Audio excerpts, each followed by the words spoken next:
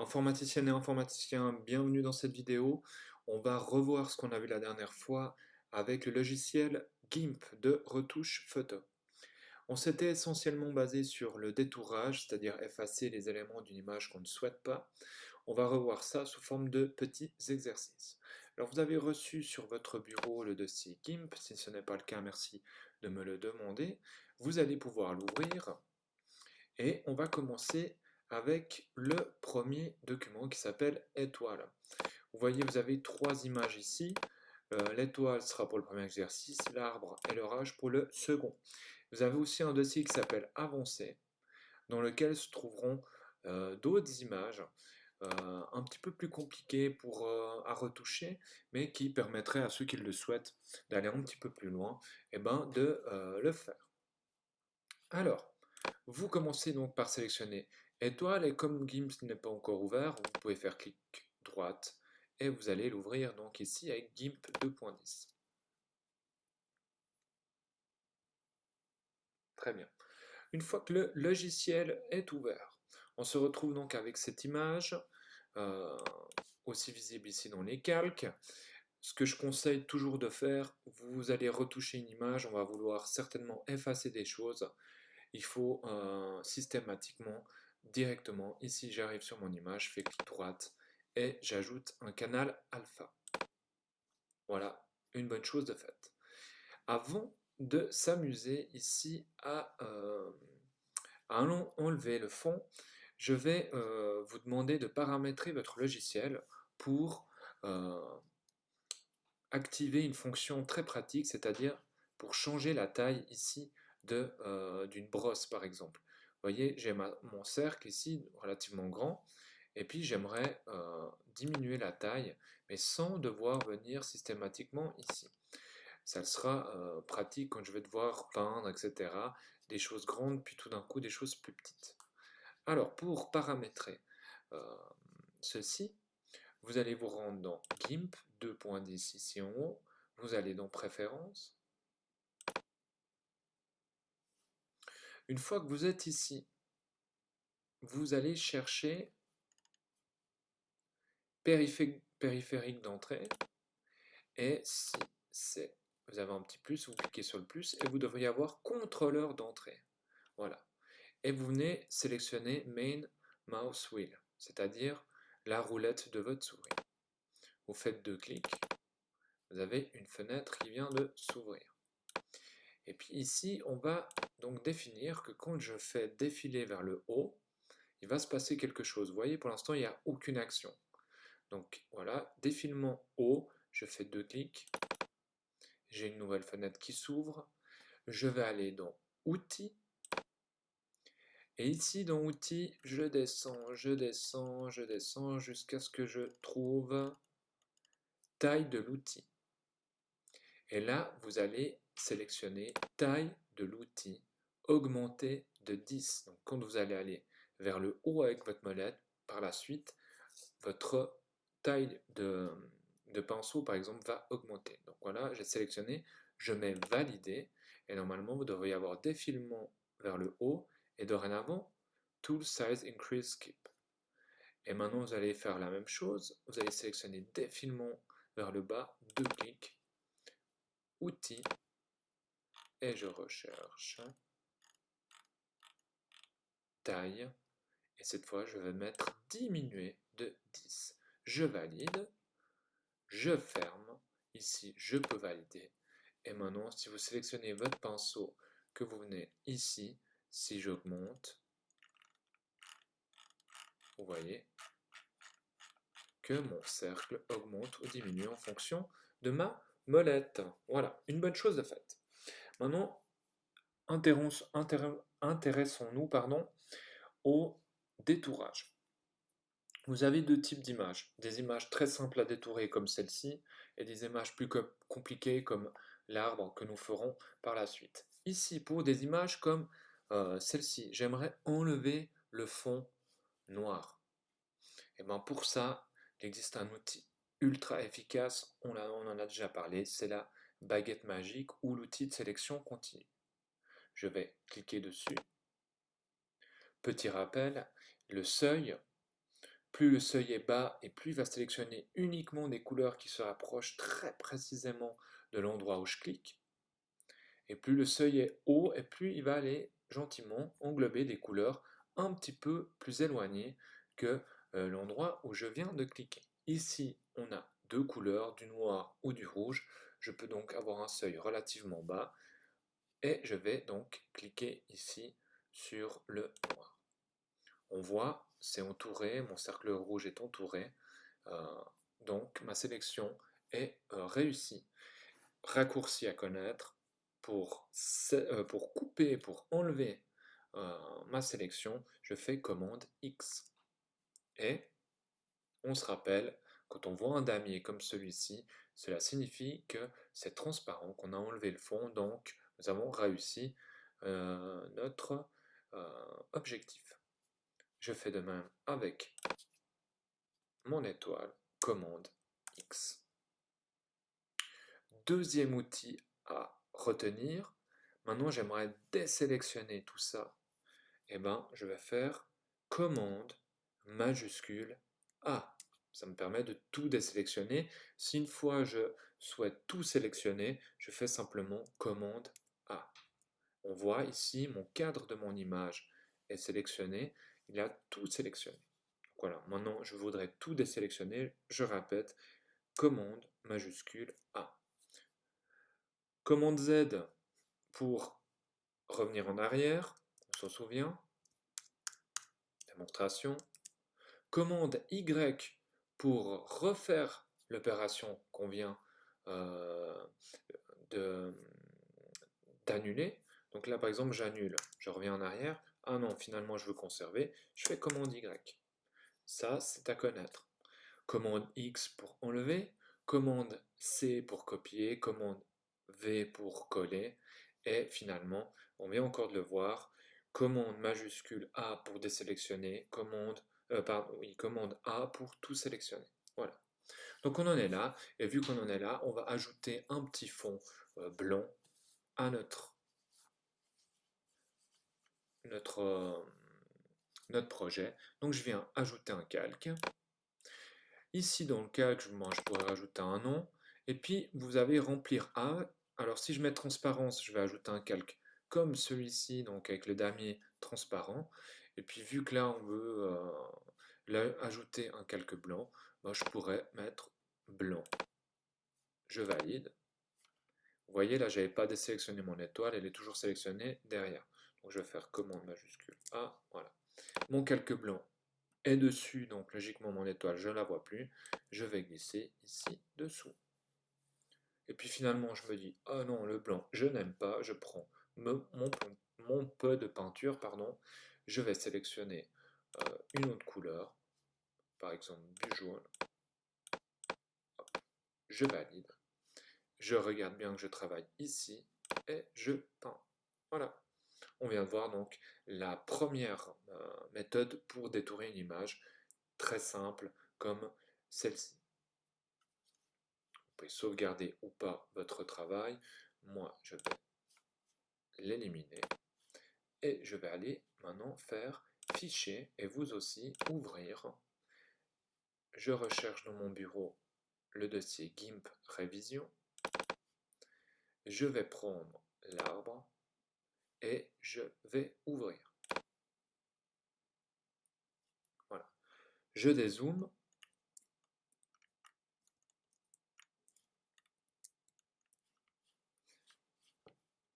Un petit peu sur mon image. Donc, pour dézoomer, en tout cas chez moi, c'est option, commande et la molette. Normalement, ça devrait être la même chose chez vous. Et on va donc éliminer le ciel ici derrière. On l'a fait avec les cheveux de notre modèle Jennifer la dernière fois. Ici, on voit, il y a déjà beaucoup plus de nuances de couleurs dans le ciel. On a des petites surfaces ici dans l'arbre qui sont à travers lesquelles on voit le ciel. Donc on est dans du détourage beaucoup plus compliqué. On verra qu'il existe encore plus compliqué. Et ça, je vous laisserai, si vous le souhaitez, le réaliser dossier avancé. Ce n'est pas quelque chose que je vais vous demander de maîtriser, mais pour ceux qui aimeraient aller un petit peu plus loin, vous pourrez voir comment faire. Donc ici, première chose à faire, ajouter un canal alpha. Très bien. Deuxième chose à faire, on l'avait fait avec Jennifer, je duplique mon calque. On se rappelle, pour dupliquer un calque, je peux faire clic droite ou tout simplement ici appuyer sur créer une copie de ce calque. Voilà. Pour l'instant, on en est là. Sur l'arbre, je vais faire clic droite, ajouter un masque de calque. On se rappelle, c'est ce qui va nous permettre de conserver les zones en blanche, à éliminer les zones en noir qui seront rendues transparentes, etc. Comme sur la petite image, on ajoute en quelque sorte un calque qui va nous dire je veux conserver ce qu'il y a derrière le calque, mais pas ce qu'il y a ailleurs, sans devoir toucher à mon image de base. Alors j'ajoute un calque, et puis ici je vais ajouter, donc je vais lui dire que j'aimerais que les blancs soient visibles et les noirs transparents. J'ajoute. Voilà. Pour l'instant, on en est là. Ici, ce calque-là, pour l'instant, maintenant, ici, j'en ai plus besoin. Je vais le masquer. Je vais me rendre sur ma copie. Sur ma copie, je vais aller dans couleur. On se rappelle, on va mettre en noir-blanc.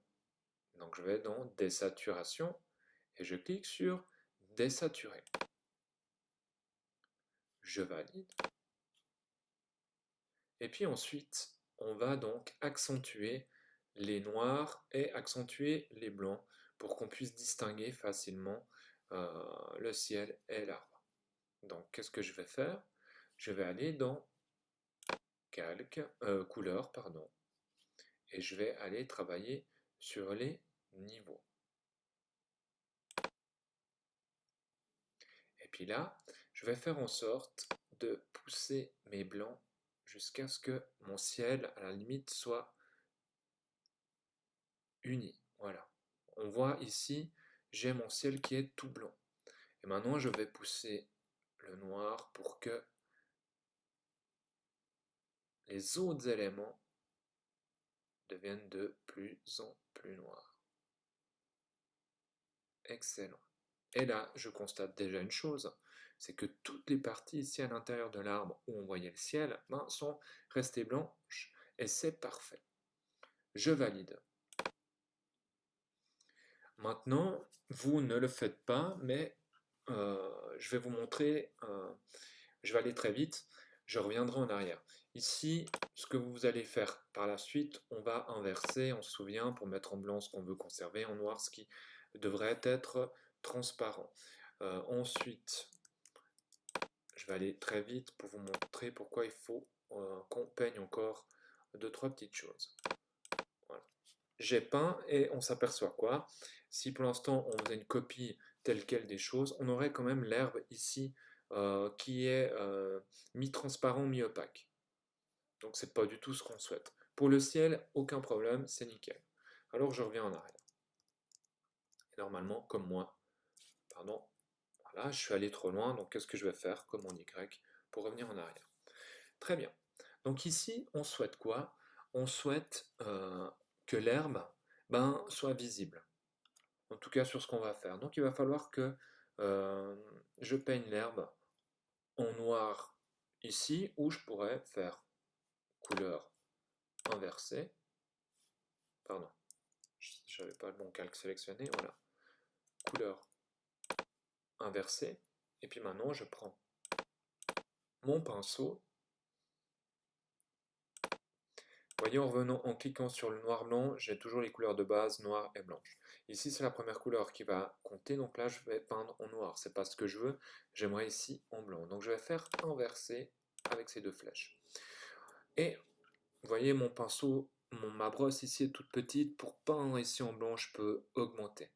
Et c'est là que c'est agréable d'avoir mis les raccourcis qu'on a fait tout à l'heure. Il me suffit donc, avec la molette, d'augmenter. Et hop. Je peux aller vite parce que là, j'ai pas de ciel de toute façon qui va être visible. Et en quelques secondes, j'ai peint en blanc ce que je voulais encore rendre opaque. Et on devrait se retrouver tous avec ceci. Une fois qu'on a terminé, on s'en souvient, on va faire commande C pour copier. Je viens copier là où je veux coller mon masque de calque, ou enfin où je veux copier ici mon travail sur mon masque de calque. Donc je sélectionne, puis commande V.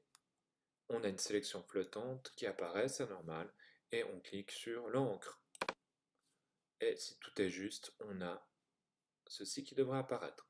Là, rien n'est visible parce que j'avais cliqué sur l'œil, je rends visible, et ce calque-là, je le rends invisible. Et je pourrais même le supprimer. Résultat, nickel, notre arbre, l'herbe sont présents, le reste a été éliminé avec précision. Notre travail ne se termine pas là. Je vais vous demander à présent d'ajouter le fond, un autre fond un peu plus orageux, donc on va faire Fichier, Ouvrir. Je sélectionne cette fois-ci Orage, j'ouvre. Il est probable que l'orage se soit ouvert dans une autre fenêtre. Je vais donc faire ici sur mon calque commande C, je viens ici, je fais un nouveau calque. Remplir avec blanc ou transparent, c'est égal. Je vais mettre transparent quand même, je vais mettre valider. Et puis là, je fais commande V. Ma sélection flottante, donc mon orage, est ici. Je veux le mettre ici, donc je vais faire ancrer. Et il ne me reste plus qu'à utiliser l'outil de mise à l'échelle. Je clique dessus.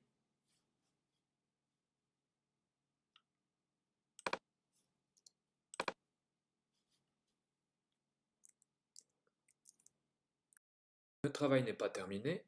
À présent, on va lui ajouter un arrière-plan orageux.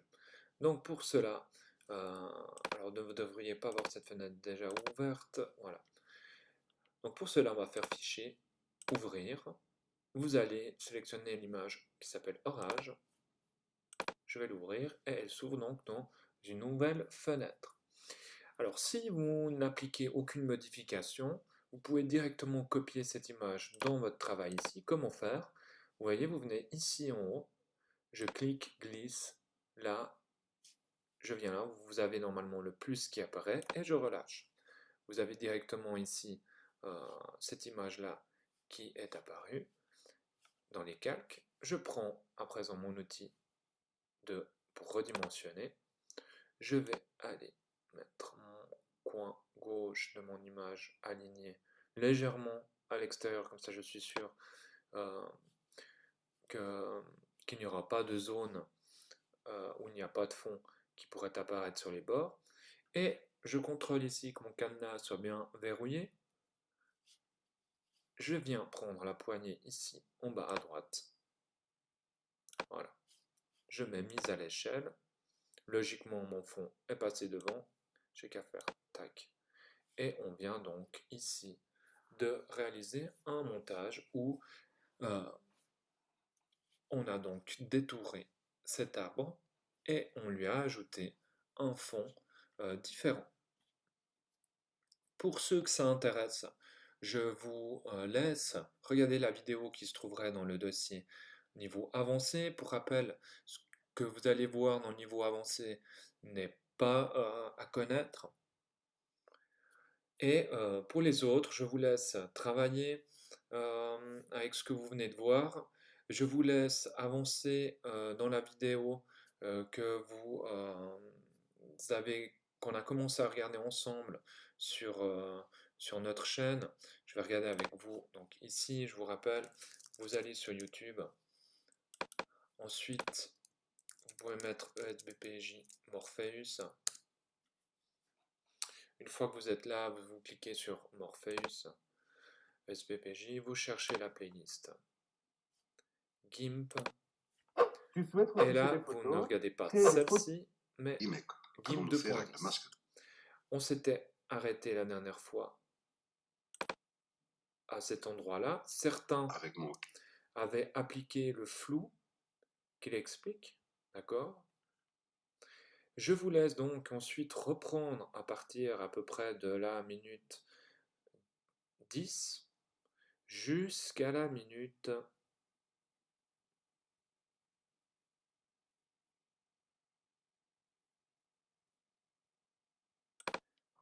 18:45, pardon. Ma pub s'est lancée. Donc vous pouvez regarder de la minute 10 jusqu'à la minute 18:45. Le reste ne sera pas à faire. Voilà. Pour toute question, n'hésitez pas à revenir vers moi.